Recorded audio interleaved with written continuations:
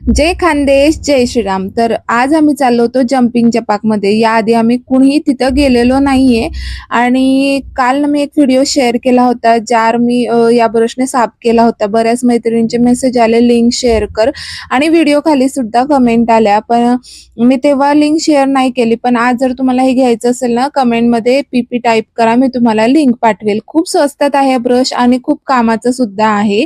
जर घ्यायचं असेल तर लवकर परचेस करू शकता, म्हणजे आउट ऑफ स्टॉक व्हायच्या आधी, कारण मी सुद्धा महिन्यापासून याची वाट बघते आहे। आउट ऑफ स्टॉक होता, मला मिळाला तसंच मी लगेच मागवला होता आणि खरं तर मी हे प्रमोशनसाठी मागवला नव्हता, माझ्या कामासाठीच मागवला होता।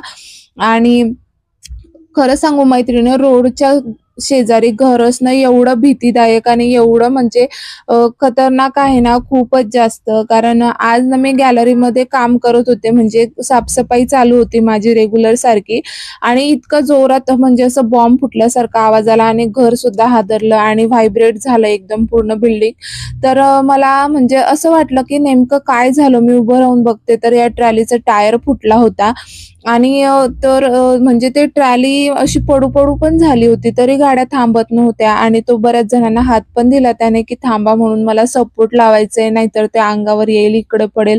पण लोकांना त्याचं काही घेणं-देणं नव्हतं, लोकं जातच होती कंटिन्यू। आणि बघा ना, इतकं म्हणजे आता आहे ना, काही नाही म्हणजे 4-5 दिवसातून एखादा आवाज येतो टायर फुटण्याचा, पण उन्हाळा चालू झाला ना की कंटिन्यू म्हणजे दिवसाला 2-3 वेळेस तरी टायर फुटतातच आणि एवढा आवाज येतो ना जोरात, खूप जास्त भीतीदायक आहे। जर छोटं बेबी किंवा न्यूबॉर्न बेबी असेल ना, अजिबात असं रोडच्या शेजारी घर वगैरे घेऊ नका। आम्ही घेताना सुद्धा आमचं घर ना खूप लांब होतं, पण आम्ही घेतल्यानंतर 2-1 वर्षानंतरच हा रोड इकडे आमच्या घराच्या जवळ आला। जर असं इतकं जवळ असतं तर आम्ही घेतलं नसतं। तर आम्ही संध्याकाळी निघालो। तर चला इथेच एंड करते व्लॉग, बाय।